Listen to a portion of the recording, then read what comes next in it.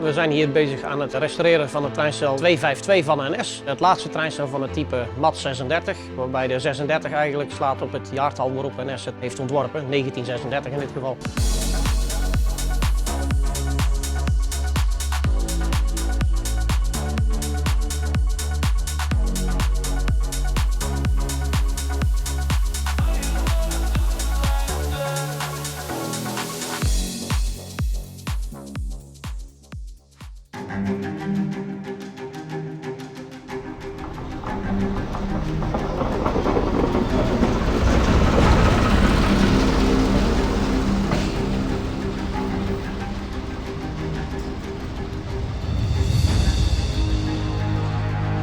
De bedoeling was met deze serie treinstellen om het zogenaamde middennet te elektrificeren. Dat zijn eigenlijk de hoofdsporen rondom Utrecht naar alle belangrijke lijnen van wat ook nu nog zeg maar, het hoofdnet van NS vormt. En voor die tijd reed het nog allemaal op stoom. Uiteraard heel veel stoomtreinen. In het westen van het land waren al diverse lijnen geëlektrificeerd. Het was nodig dat er meer treinen en snellere treinen kwamen. En ja, daar hebben ze heel lang zitten wikken en wegen. Gaan we nou voor de stoomtrein meer ontwikkelen of gaan we echt rigoureus anders kiezen? En dat betekent dat we voor de elektrische trein gaan kiezen. Nou, uiteindelijk is dat gebeurd. MAT 36. Dus we zijn er bij Werkspoor Utrecht 53 wagenstellen besteld. En die zijn allemaal op één dag in dienst getreden, 15 mei 1938.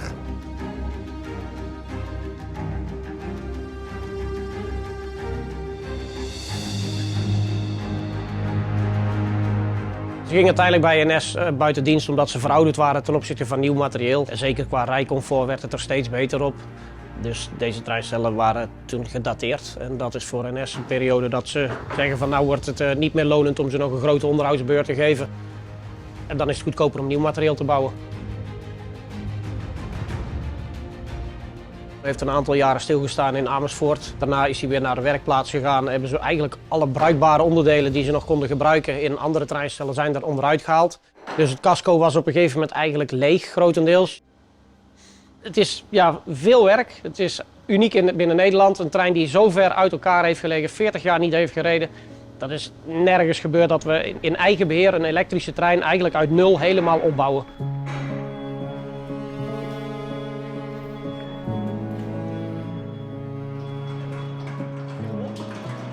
Een van de eerste dingen die we moesten doen is het treinstel op bokken zetten.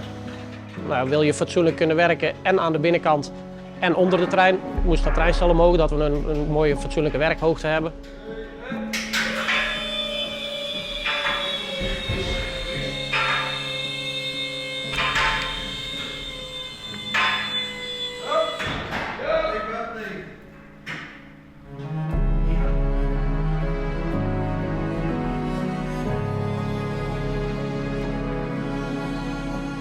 Bovendien konden we dan de draaistellen goed onderuit halen, want ook die zijn wel grotendeels gereviseerd, maar ook nog niet gereed. Daar hangen de elektromotoren op, dan moeten de aansluitingen nog komen. We moeten nog remwerk afwerken, testen, persen, of alles luchtdicht is, of het echt allemaal werkt. Ja, dat gaat makkelijker als ze er onderuit staan.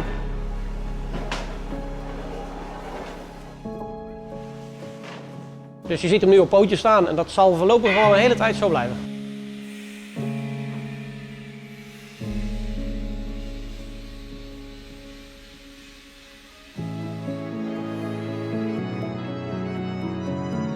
Het begint met de documentatie. We hebben geen computerdingen, we hebben alles met getekende tekeningen. Die zijn niet altijd heel even duidelijk. Er zijn een hele hoop technieken die tegenwoordig niet meer gebruikt worden, die je nog moet proberen weer terug na te maken.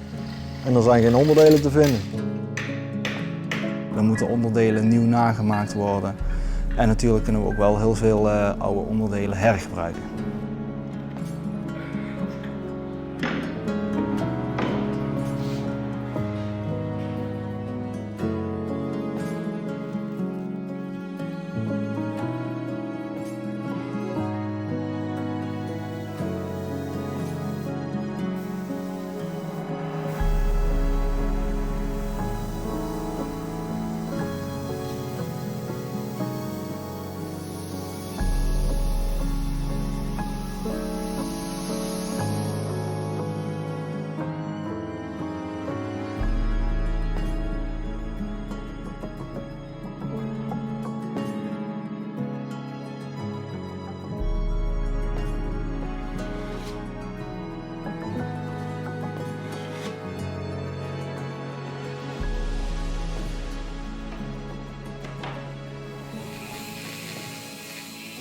Een elektrische trein betekent voornamelijk heel veel elektrische onderdelen. Er zitten hele grote relaiskasten die ook allemaal per stuk helemaal gerenoveerd moesten worden, gerestaureerd.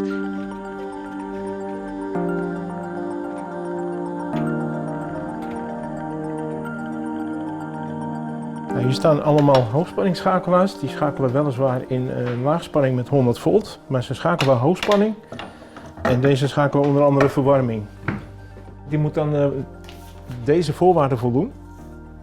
En dan moet ik hem op spanning zetten, ik moet de weerstand meten. Hij staat nu hier op voltage 60 volt en met 70 moet hij in zijn.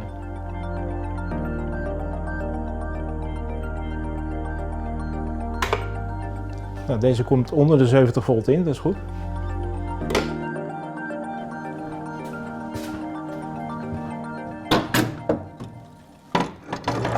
Deze hangt onder de trein bij elke bak. We hebben 2 van die grote kasten, dus elke bak krijgt een eigen kast.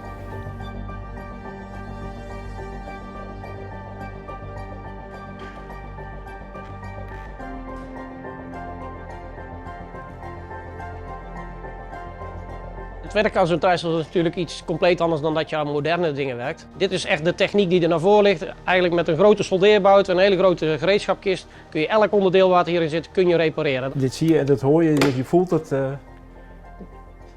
Dit is nog oude techniek, leuk, relais. Dat maakt het natuurlijk wel heel uniek dat je hier aan componenten en onderdelen werkt waar je tegenwoordig gewoon niet eens meer terugvindt in een trein. Het zit er niet meer. In principe als je overal tekeningen aanhoudt, dan kom je aan het eind van de rit niet uit, dan past het niet. Of je hebt ruimte over of je hebt ruimte tekort. Vroeger werd daar allemaal iets minder nauwkeurig naar gekeken. Standaardisering was nog niet helemaal, een tekening was een richtlijn in die tijd.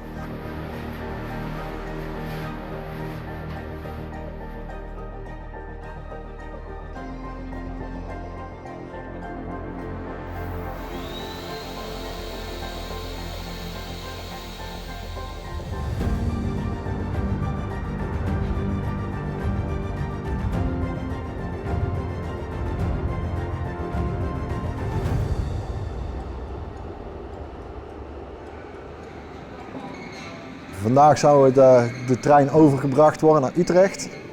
Voordat wij hem overbrengen hebben wij nog een laatste test gedaan. Het is bijna helemaal goed gegaan op 1 lager. Dat is een steunlager van de motor op de as. En die wordt warm. En daardoor gaat het transport helaas niet door. We hebben nog iets meer dan 10 dagen, 12 dagen geloof ik of zo. Ja, dat maakt het zeker spannend. Hoe dan ook gaan we kost wat kost zorgen dat hij op de opening staat.